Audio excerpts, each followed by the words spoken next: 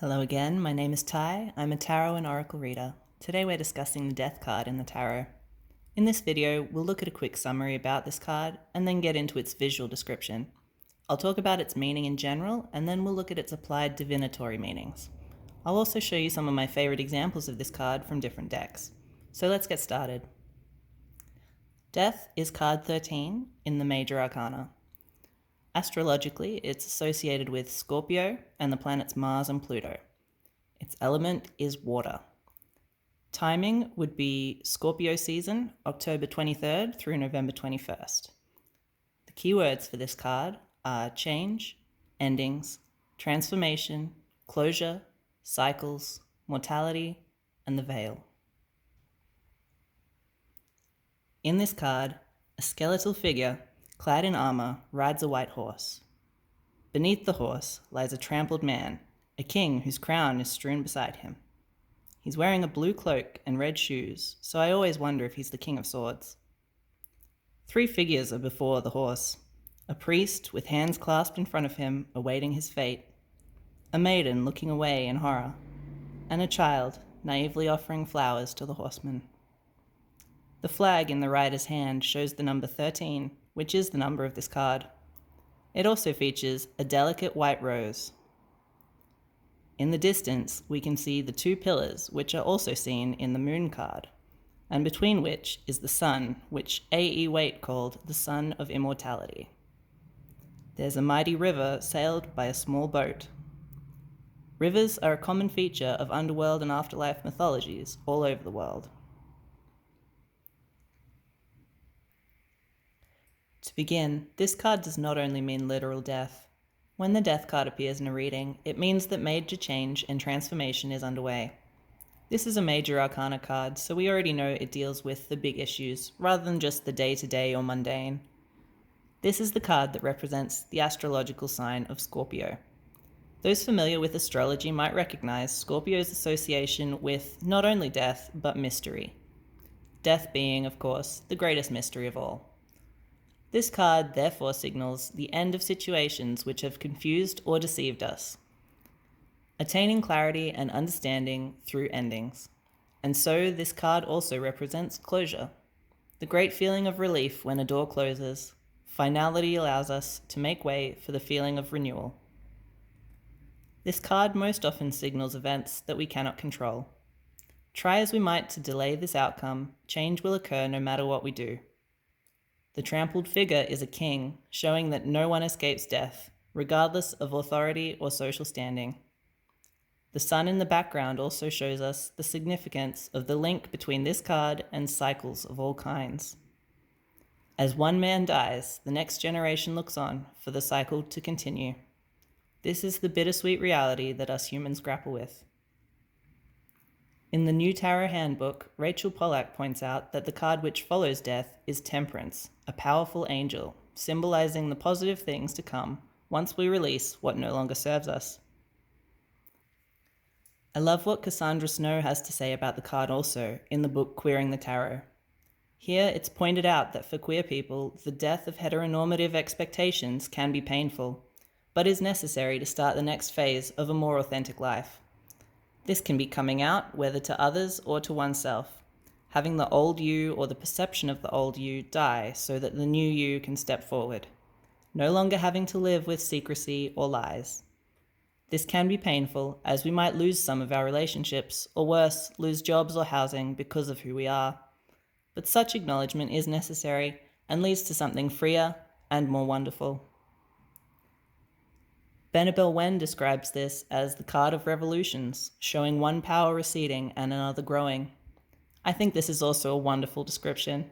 She states that the card's appearance in a reading is a call to let go of the present and move on. Well put. Of course, when discussing card meanings, we should also consider the Pictorial Key to the Tarot by A.E. Waite. Waite alludes to this card being about two different deaths. One is the literal death of an individual person.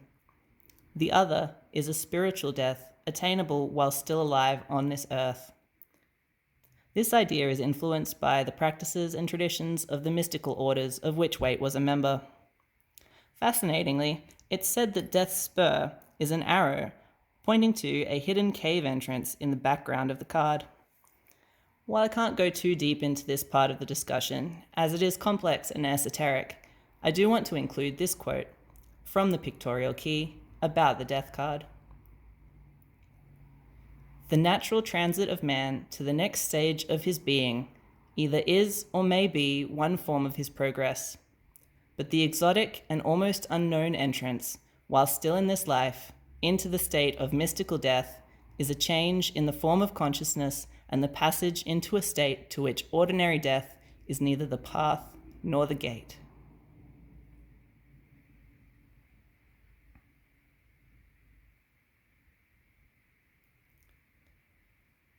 In a general reading, the appearance of the death card symbolizes an ending.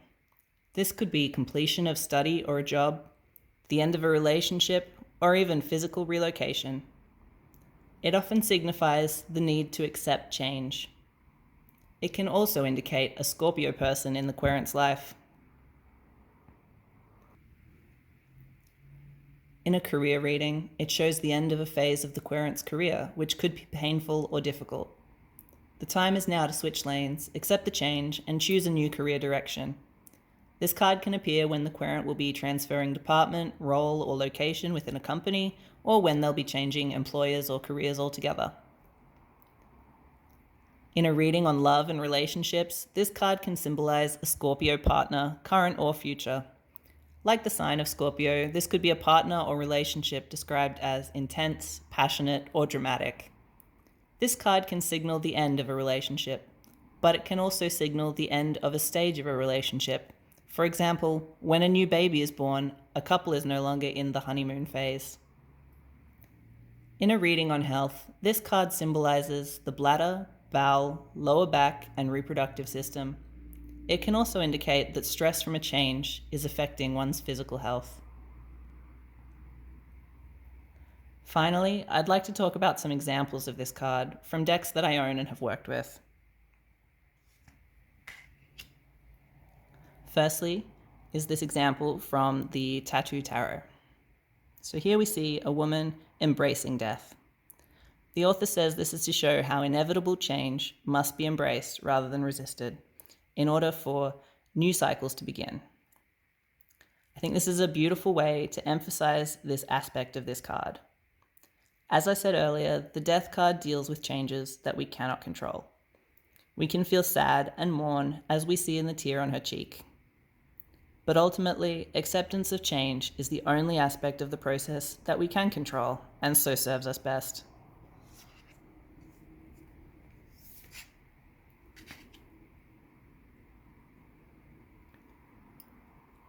In this example from the Fyodor Pavlov tarot, the figure on the card has an expression of fear, but nonetheless embraces the Reaper. The author describes the two as wrestling and embracing, demonstrating the push and pull nature of our relationship to change. In this card, the figure dancing with death is the same as from the Hanged Man, having now been released from their bonds. The card also alludes to sex, another aspect associated to this card and its ruling sign of Scorpio.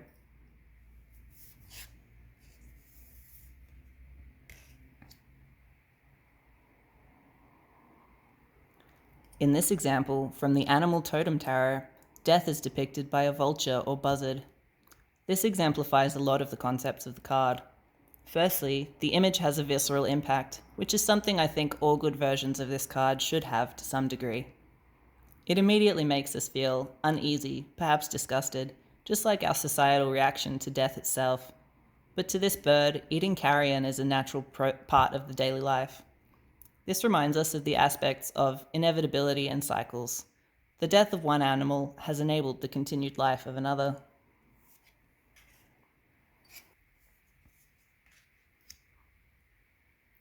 Finally, the death card in the Wild Unknown is along similar lines.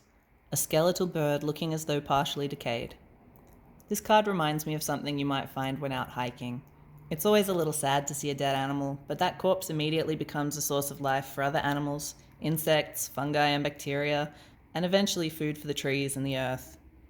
While this artwork is more simple or slightly less detailed than the other examples, I do think it's a unique way of expressing these ideas. I hope you've enjoyed learning about the Death card with me today. This is one of my favourite cards in the tarot, which is why it's the first one I'm filming. I'll have a full reference list in the description with the names of all the decks in this video, along with the books I referenced when I was researching. If you'd like to get a reading with me, my contact details will also be in the description. Please subscribe for more tarot and oracle videos, and thanks again for watching. Bye.